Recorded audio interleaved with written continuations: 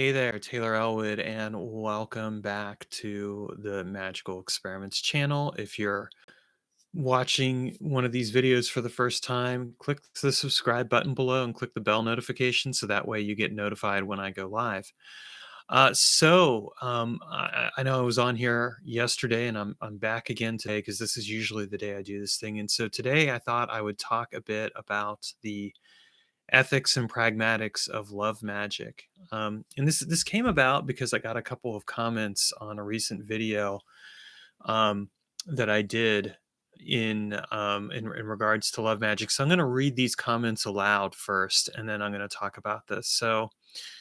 First comment, the person asked, do you think a lot of law of attraction and modern postmodern I don't know, space get caught up in a trap and go wrong with focusing on one specific goal and forcing it because manifestation coaches and speakers tell them misguided info that they can manifest a specific person from a romance and even manifest and force out a third party. I've heard said coaches or speakers give advice along the lines of my client had a specific person in mind but found out that they had a wife and kids, so they successfully manifested the desired person and forced the results that they wanted by manifesting the wife finding another love interest or just manifesting the wife away and so on. My question is A, surely this is immoral, and B, how do they get success and is it ultimately going to balance out in a way like or appearing as karma, or C, is it just flat out misinformation and wrong? And the person wanted wanted a video of my thoughts. And then the second comment, and again, this is related to just kind of bear with me here. She said that, I've been stacking and experimenting with magic for manifesting my ideal romance partner and ultimately a long term ideal partner, family slash home of my own. But I got caught up with manifesting a specific person I wanted. And despite having repeated signs, omens, and patterns in various forms tell me that I could have that person, but it wasn't right or good for me in my true life path, i.e., it wasn't ideal. So, okay, there's that. And thank you for bearing with me while I read those aloud. I just kind of wanted to give you some context as to why I'm doing this. Now, interestingly enough, in the Magical Experiments Facebook community, this very topic of love magic came up as well. And you can go and visit the Facebook community later on and see the comments there. But I'm going to talk about it now and specifically address this thought. So I'm going to say this. First of all, I certainly have done love magic in the past. So I'm not going to say I'm pointing a finger at anyone and not point some back. However, I will say that I have never done love magic for a specific person. I have always taken a generalized approach to love magic, i.e., I put it out there that I'm trying to manifest a partner, in my life that meets certain criteria, but I'm not necessarily saying I want that person over there or that person there. Um, and and there's good reason for that because I think that it can be very problematic if you're going in and you're doing love magic for a specific person. And this is regardless of whether that person has a romantic partner or not, because it comes down to a question of consent. So let's say you do love magic for the purposes of trying to get a specific person in your life. That person hasn't shown any interest, but you really want that person. And it doesn't even have to be love magic. It could be lust magic. It could be, magic for the purposes of trying to get somebody in bed with you. You deal with a question of consent. Is the person are you in doing this love magic or lust magic, are you doing this in consent with what that person really wants? Well, the answer is no, or you don't know anyway, because you don't know for sure. Unless that person's been like, yes, go ahead and do a love magic working and bind me to you and is consented to it, you don't know for sure. And in fact, really what it boils down to is because you don't know, you have to deal with the problematic aspects of the fact that you're essentially doing this thing in order to get somebody to feel a certain way about you. The question that's always going to be in the back of your head or in the back of your mind, whether you realize it or not, is it's going to be a question of does this person even really love me? Because If you forced this person to fall in love with you, if you compelled them to fall in love with you, you're never really going to know. And I would say, as a matter of fact, that such types of workings inevitably end up backfiring to some degree or another. Because what you're dealing with is the fact that you're compelling this person to feel a certain way. On some level, that person's going to resist it and fight it. And if they ever find out that you've done something like that in order to get them, imagine the sense of violation that they are going to feel because you chose to do something to compel them to feel a certain way about you. And that's not including anyone else in the picture. That's just assuming that the person's single. I think that you add in the dimension of somebody being with somebody else, and again, I'm going to say, it's it boils down to like, do you really want to be responsible for breaking up someone else's relationship with somebody? I mean, it's one thing if the person says to you, uh, I'm I'm I'm getting a divorce from this person, or I'm breaking up with this person. I'm not saying that even in such a case that it's ideal, but at least then, if the person has said, I'm breaking up with this person, or I'm getting a divorce, or then you already know that the problems were already there and you're not doing anything to cause problems. Okay, fair enough. But let's say it's a perfectly happy marriage or whatever else. I mean, and you're ruining it.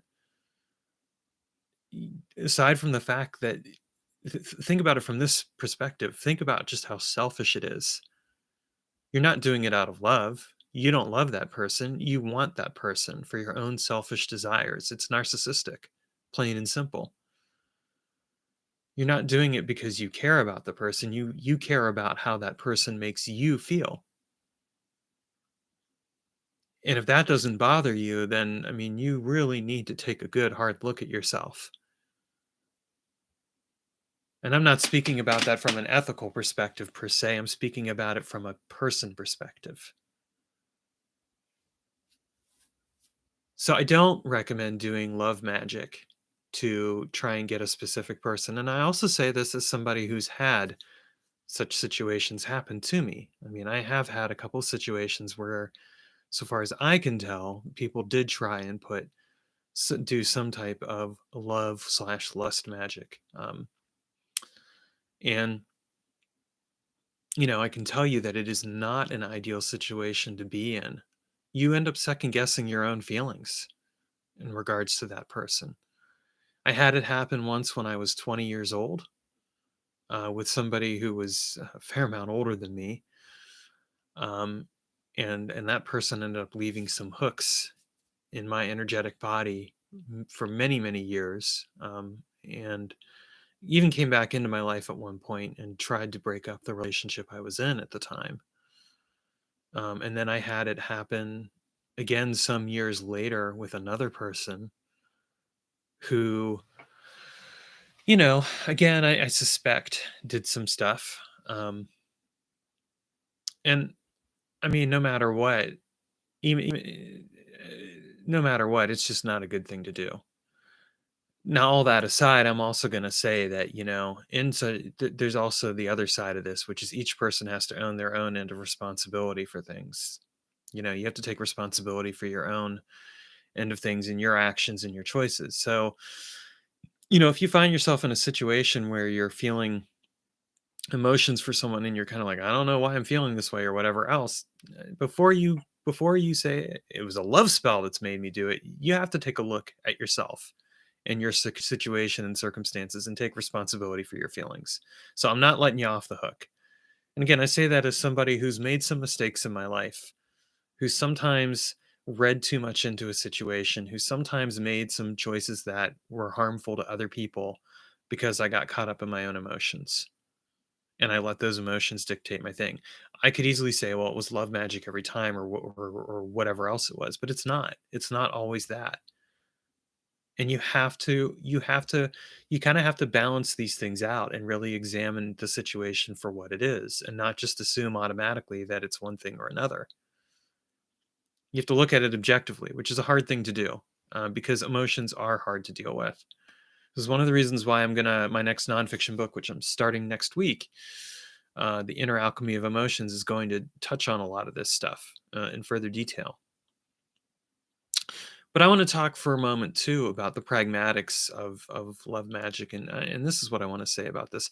So this term pragmatics, I got it from my friend Colleen, who commented on the aforementioned post on the Facebook Magical Experiments about love, and talked a bit about pragmatics, and I like it.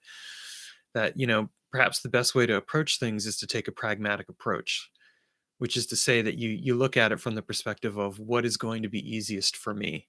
Now, some people might be appalled by that, like, why would you take that approach? But I tend to agree with it. I am self-admittedly a person that is morally gray. Like, I take a situational approach to situations and to situations in life. I evaluate the situation and I take appropriate actions accordingly. I don't live by a cut and dried ethical code. I never have. I probably never will. But I do think that if you look at it from a pragmatic situation and you ask yourself, well, what is it I really want in life? Then the question you have to ask yourself is, do I really want to complicate my life unnecessarily? What is the easiest way for me to get along in life? What is the easiest way for me to achieve what I want and to do what is going to be most helpful for me? And at the same time is going to be easiest in terms of getting along with other people. Well, when you take that kind of approach, then you look at love magic, you recognize that love magic can create a lot of drama in your life. I mean, think about it. If you're doing love to get a specific person, you're trying to create circumstances of upheaval in that person's life. You might get that person, but you're dealing then with all the resultant feelings and emotions and things that occur with that. And then of course there is the drama of whether or not, like, if they ever do realize that you were trying to impose your will upon them and get something from them that maybe they didn't want to give, then you have to deal with that. And if you're that person, there's also just the drama and upheaval of second guessing yourself. Well, why do I feel this way about this person? Is this even really how I feel? Or am I just telling myself I'm feeling this way because this person's tried to impose these feelings on me? No matter how you cut it, it's not a good situation to be in. And I think a question that would serve people well in regards to love magic is to ask yourself, well, why am I even doing love magic? And what I mean by that is that a lot of people, I think, do love magic because they crave external validation because of their own internal insecurities and things like that. And again, I say this as somebody who has been there, done that. Okay. I'm not, pointing my finger at anyone else here without pointing some back at me. Um, you know, yes, I've done love magic for the purposes, a general love magic working to bring, somebody into my life, not a specific person, but just, here's the things that I'm looking for, etc. So I've approached it in a way that I feel is ethical. But I think a question I wish I had asked myself, my younger self had asked is, well, why am I doing that? What is it I'm really looking for? Because when I look at how I've shown up in relationships, I have to be brutally honest and admit that I have not always shown up in the best way possible for the relationships that I've been in. Because I have often gotten into relationships as a form of validating my own needs and desires, which again is pretty selfish. Now, to some degree, let's just be honest here. Any relationship is there, and we have to recognize that there is an element of self interest in relationships. Like, you're in a relationship with somebody. Yes, you may love them and you care about them and everything else, but you're also with them because of how they make you feel. This person makes me feel good. This is especially true at the very beginning. The first 6 months to a year, when you're feeling new relationship energy and your neurotransmitters and hormones are bouncing off the roof, you can say that you love that person, but you don't really know that person. You love how that person makes you feel, which is why I always make the distinction between being in love and loving somebody. When you're in love with how that person makes you feel. When you genuinely love someone, you love that person for who they are. And yes, you recognize that they make you feel a certain way, but you also love that person beyond the context of how they make you feel. And that's something that only occurs as you get to know them. But when we look at love magic and why people do love magic, why are they really doing it? They're doing it because they feel a need to fill something up within their lives. They feel a fundamental gap within themselves, a fundamental flaw, a fundamental drive of something that is missing. So I'm going to do love magic or I'm going to do lust magic. Because even let's just say it's somebody who wants to get laid, right? It's still a case where, okay, you're doing this magic because you feel that lust and desire and you want to fill yourself up somehow with that. Fundamentally, that's what we're dealing with. Well, there is something pragmatically that we should examine in that relationship, and it's this: what is it that I'm missing within myself that I think I'm going to find elsewhere? And can I really find it elsewhere, or am I fooling myself? A lot of people, in my experience, treat relationships like salves for their own wounds without realizing that what they're actually doing is they may be temporarily salving their wounds, but then they're actually inflicting those wounds on the other person. And this occurs both ways. If you think about any relationships you've been in, I'm willing to bet that you can think of examples of that where like you got together with somebody, they felt good to be with at first. And then as you got to know them, you started to discover the not so pleasant things and the issues that came up. And depending on how well you dealt with it, maybe you worked through it together, great. But maybe you ended up inflicting some of your own damage on that person and perpetuated it. And I'm not saying that maybe you did it I'm not saying you necessarily did it on purpose even, because I don't sometimes people do, and that's where you become an abuser, but sometimes people do it not on purpose, but because they're trying to figure out the best way forward in life and they make mistakes. Okay.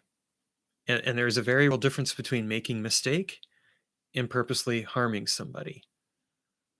I'm not saying that making a mistake that you just write that off. No, I mean that there's things you have to deal with there.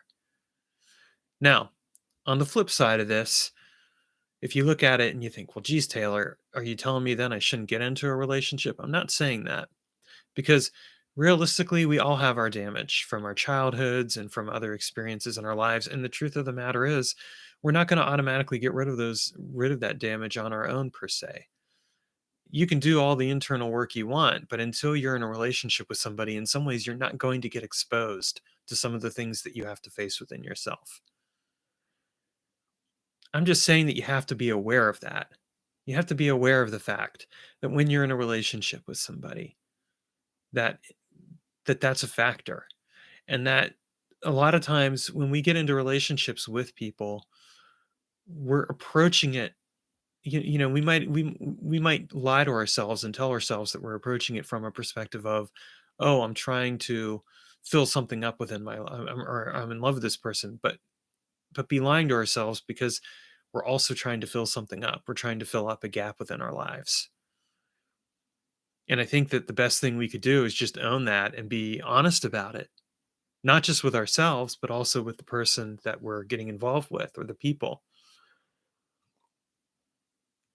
So, from a pragmatic perspective, it really boils down to this. If you want your life to be easier when it comes to love or whatever else, be honest with yourself and honest with the other person. And again, some of this honesty is just going to come out of the fact that you realize things as a result of being in a relationship. It's just the simple truth. I mean, there's no way to not be in a relationship and not have situations arise where sometimes you're going to do something stupid or whatever else, and you're going to hurt the other person, and vice versa. And I wish more people recognized that and accepted that. But you can be proactive about it. And my advice to you, to anyone really, is if you want to do magic for love in your life, first focus on recognizing what's going on within you. Why are you craving that love? What is that love going to do for you that you can't do for yourself? And do you even love yourself? And I say this as somebody who, in some ways, up until recently, has only recently begun to discover how to really like and love myself. And I'm 44 years old, folks. Okay, I am halfway through my life. I mean, maybe not fully halfway through my life, but I'm close to it. So imagine that, you know? Now, the truth is that if we look, at people in their 20s and all that, I mean, their teenage years and their 20s and all that, I mean, people just go through this period of fumbling and figuring things out. I mean, I remember my own 20s, and in a lot of ways, I was figuring out how to be an adult and how to be in relationships, things like that. Same thing, even to some degree, with my 30s. And a lot of times we're not even taught how to be in relationships with ourselves, let alone with anyone else, because the fact is that often we just take it for granted. But I think that if you're going to if you find yourself being like, "Ah, I need to do love magic because I'm looking for that person in my life that's going to do X, Y, and Z," ask yourself, why is it that I crave X, Y, and Z? What is really going on? What's underneath that? And what you may end up discovering is that fundamentally there's something within you that is missing or that you're looking for. And if that's the case, own that and work through it and hold off on doing that love magic, because you'll be doing yourself a better favor by doing that. Like, if you feel like you have a driving need to be with somebody, examine that. Like, what is it you think you're going to get with that person? The other thing to kind of keep in mind, and this goes back to the notion of love, is that when you try to compel people to love you, you may end up getting some interesting side effects. I remember reading a comment once where a person said that they had done a candle magic spell to get somebody to be more committed to them, and instead what ended up happening is they had all their exes contact them, and then they ended up having to block their exes. Well, again, did that person really think out what they were doing? What was it that they were really looking for? What was underneath that desire for commitment? These are the things that you want to think about in relationship to yourself. If you're doing magic to get a specific person, or you're doing magic just to find love or whatever else, what is it that you're really looking for? And I'm not saying that you should never do love magic. I'm just saying be really clear on what you're doing and why, and what the resultant complications are going to be in your life, and be willing to own that and accept it. Because if you're not willing to own and accept it, you may be in for a rude surprise. You may discover some things about yourself, and you may end up, more importantly, you may end up hurting other people in ways that you don't want to hurt them. And it doesn't matter whether it it only matters to a certain extent whether you've done something on purpose to hurt somebody or whether you've done it by accident. I mean, on purpose just means that you're being malicious, and that you've and harmful, and there may be, you may have valid reasons for doing what you're doing, but again, you have to, at the end of the day, you have to live with yourself and figure that one out. If you make a mistake, okay, fair enough, you've made a mistake, you made some bad choices, you weren't in your right mind or something. That to some degree can be forgiven, but you still have to ultimately examine that and say, why was I so clumsy? What was I thinking? What was really going on? What was I feeling? And this is where I think, we have to take a new model, a new approach to our emotions, into what we feel within ourselves and how we handle that. Because until we deal with what is going on within us internally, can we even truly show up in a place of love for other people? Can I truly love somebody if, in fact, what I'm doing is not healthy? And again, that word healthy in and of itself is a value statement. I mean, what's healthy for one person may not be healthy for another. But at the same time, I think ultimately, if we want to examine the quality of our lives and how we live things and how we approach magical work and all this other stuff, we have to ask these hard questions. And it doesn't have to necessarily be from an ethical perspective, though that can be useful. It can be from a pragmatic perspective, but it has to be from a perspective that ultimately informs your awareness of not just the effect it's going to have on your life, but the effect that what you do is going to have on the lives of other people. And again, To some degree, when you do magical work, you deal with this with any kind of magical work. Like you do magic for a job and you beat out the other people who could have gotten that job. Well, it certainly benefited you. It didn't benefit those people though. And again, you kind of have to decide if you can live with that or not. Some people have the ethics of harm none, but I personally have never found that to be honestly a realistic ethic. I don't think that you can do magical work without potentially harming somebody else. You may not mean to harm somebody else, but like if you do job magic and you get that job and other people don't, have you harmed those people? I mean, you could say, well, maybe not. I mean, they'll find another job, surely, et cetera. But how do you know? You don't know. So, as with anything else, you have to be able to come away with you end up balancing your self interest with the interest of other people, and you have to decide what's more important and if you can live with it. That's just the truth of it.